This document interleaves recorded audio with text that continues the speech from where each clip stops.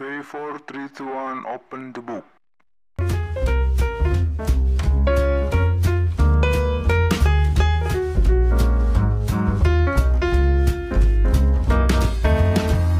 Assalamualaikum warahmatullahi wabarakatuh. Alhamdulillahirabbil alamin wa bihi nasta'inu ala umuri dunya waddin wassalatu wassalamu ala asyrafil anbiya'il mursalin wa ala alihi washabihi ajmain. Amma ba'du. Selamat pagi anak-anak. Di hari Jumat yang barokah ini kita sama-sama mendengarkan penjelasan materi Beki mungkin dari awal pertemuan sampai sekarang menjelang UTS atau PTS, penilaian tengah semester, dengan maksud atau tujuan nanti ketika UTS di minggu depan kalian minimal bisa mengetahui tentang jawaban-jawaban yang akan kalian isi. Ya, bisa disebut dengan kisi-kisinya. Apa saja yang harus kalian ketahui di materi Beki kelas 9 ini? Yang pertama, sebenarnya untuk mata pelajaran Beki ini ada BTQ ya. Ada termasuk tentang tulis atau mencatat. Maka dengan harapan kalian selain memahami atau lancar dalam membaca Al-Quran, pun harus bisa lancar dalam menulis bahasa Arab. Minimal tulisan bahasa Arab itu bisa terbaca oleh diri sendirinya. Syukur bisa dibaca oleh orang lain. Itu standarnya ya. Standarnya menulis Al-Quran, menulis bahasa Arab,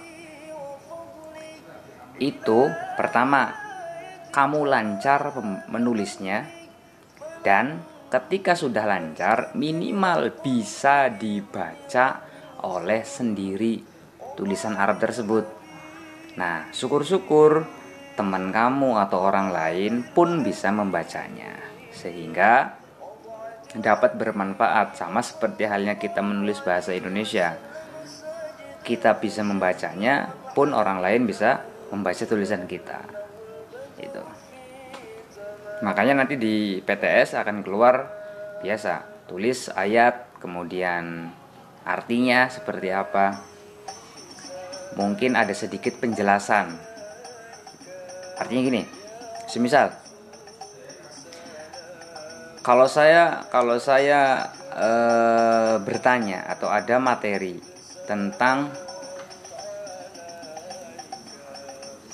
dalam surat Al-Quran yang menyebutkan bahwasanya Allah itu esa, Allah itu satu, maka ada di surat atau di ayat berapa?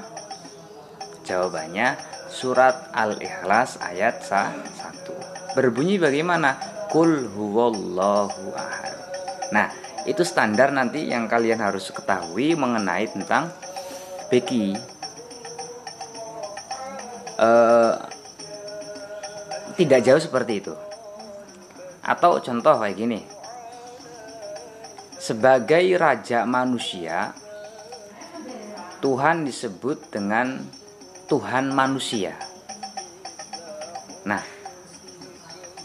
perkara atau penjelasan tersebut terdapat pada ayat atau pada surat. Jawabannya surat An-Nas. Apa bunyinya? Qul a'udzu birabbin nas. Nah, begitu juga nanti akan ada pertanyaan seperti itu di materi atau di pertanyaan Beki ya. Itu untuk soal nomor 2. Soal nomor 1 tadi tentang menulis ayat. Syukur bisa membacanya nantinya. Kemudian yang kedua tadi menjelaskan tentang menyebutkan ayat atau surat dalam Al-Quran. Contohnya kayak tadi, semisal mana yang menyebutkan bahwa Tuhan manusia atau Raja manusia dan Allah sebagai penguasa manusia. Berarti jawabannya ada pada surat An-Nas. Qul a'udzu birabbin nas. Rabbin nas berarti pangerane menungsa. Kemudian soal nomor 3 adalah sama dengan yang nomor 2. Ini menjelaskan tentang apa istilahnya, tartil ya. Tartil kamu tahu tartil itu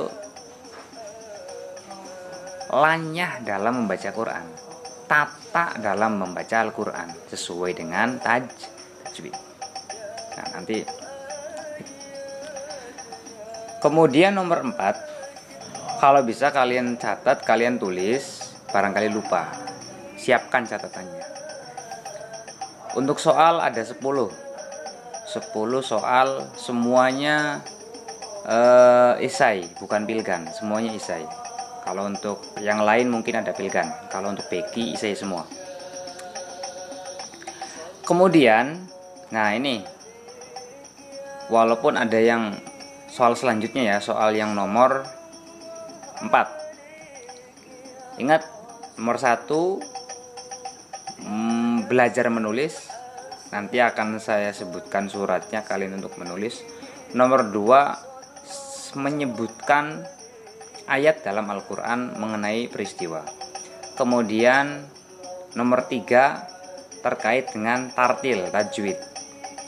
Nah ini nomor 4. Nomor 4, bagi kalian yang belum sama sekali bisa menulis bahasa Arab, saya ulang, bagi kalian kelas 9 yang belum sama sekali bisa menulis huruf Arab, maka di sini saya meminta untuk menulis huruf hijaiyah dari mulai alif sampai ya.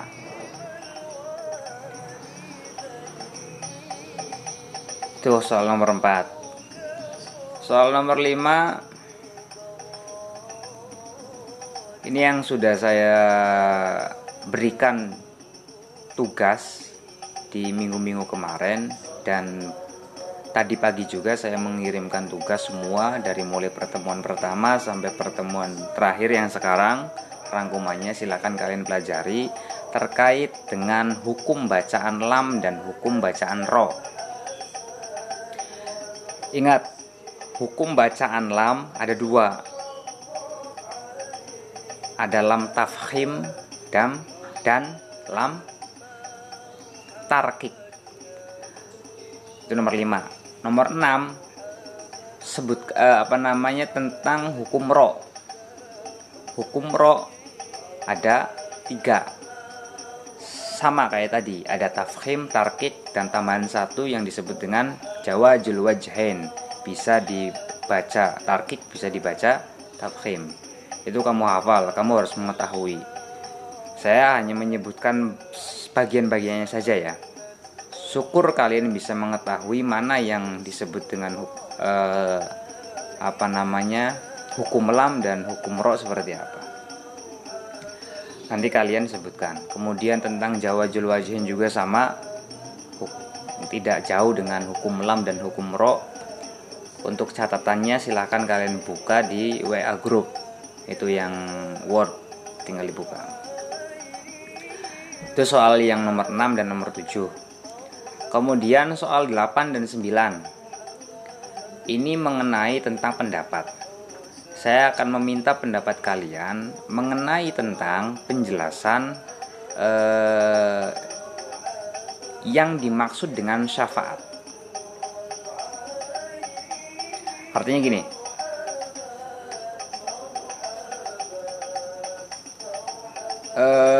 ini berkaitan dengan hukum di tajwid itu sendiri ya.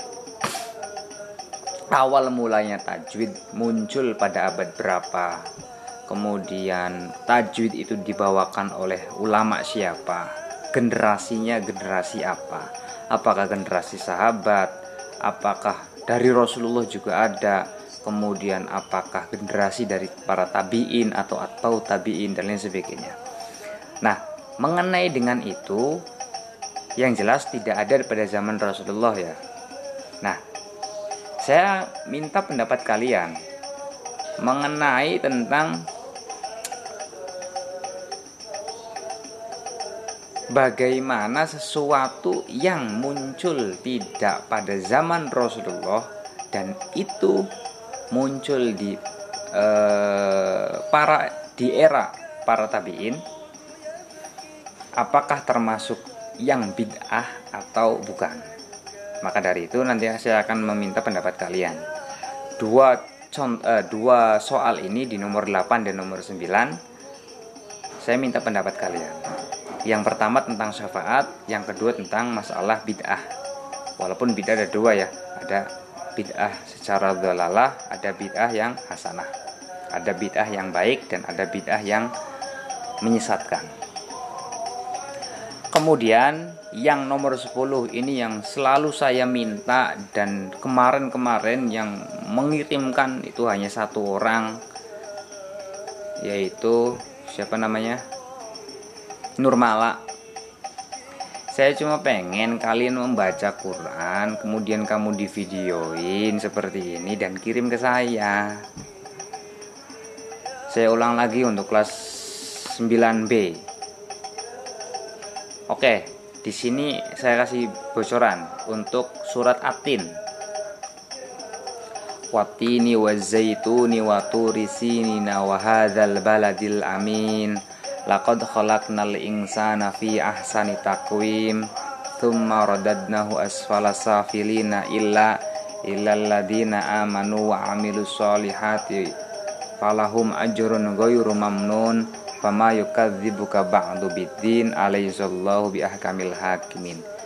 Baca surat At-Tin kemudian divideokan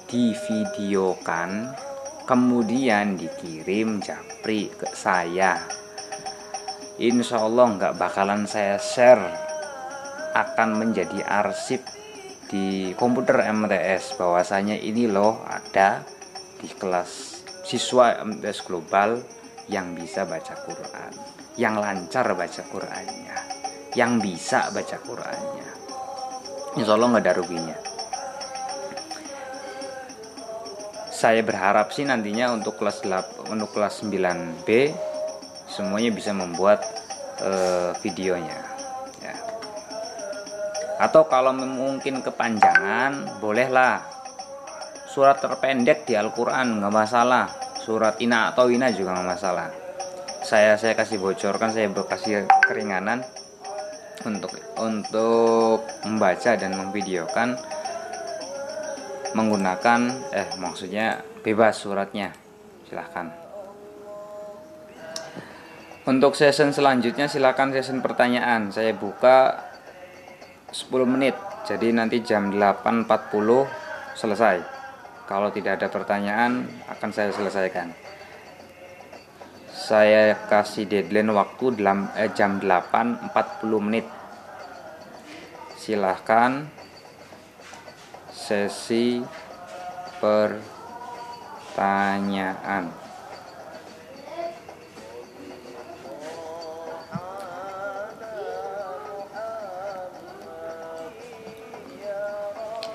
Sampai jam 8.40 ya. Kalau tidak ada pertanyaan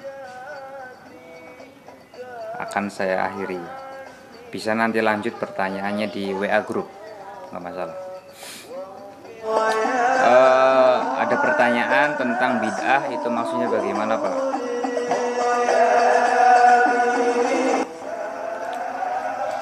Oke, saya bacakan saja nih. Dalam mata pelajaran BQ ini bukan hanya membaca, tapi saya sengaja selingi dengan ilmu tajwid ya. Nah, berkaitan ilmu tajwid itu kan ada bukan pada zaman Rasulullah, adanya generasi setelahnya Rasulullah. Bahkan kalau kita lihat Al-Quran itu saat zaman Rasulullah itu belum dibukukan atau belum ditulis secara mushaf, dari mulai semisal yang sekarang nih, yang dari Al-Fatihah sampai An-Nas, belum pada zaman Rasulullah. Nah, baru terkumpulkan menjadi mushaf itu pada generasinya sahabat Utsman bin Affan. Tersusunlah ada Al-Fatihah, kemudian Al-Baqarah, dan seterusnya sampai An-Nas. Itu pun tulisannya belum ada titik dan harokatnya. Kita masih sulit tuh membedakan mana ba, mana ta, mana tha, karena bentuknya sama, hanya beda pada titik. Atau kita membedakan ada ha, ada ja, ada kho. Kita nggak tahu kalau tidak ada titiknya. Kemudian juga tidak ada harokatnya. Nah, oleh karena itu pada zaman selanjutnya muncul penjelasan-penjelasan itu. Ada yang ngasih titik supaya tidak berbeda dalam membaca, ada yang mengasih harokat. Bahkan dalam Syekh Abdul Ali yang nahwu itu sampai membahas tentang grammar, tata cara membaca Arabnya, bahkan dari segi pemaknaan dan lain sebagainya, pokoknya itu, atau kita bisa disebut dengan ilmu nahwu ya, itu kan ada. Artinya itu ada bukan pada zaman Rasulullah. Jelas kan? Nah, begitupun tajwid. Ini dibacanya idhar, ini dibacanya iqlab, ini dibacanya ikhfa, ini dibacanya idgham. Itu tidak ada pada zaman Rasulullah.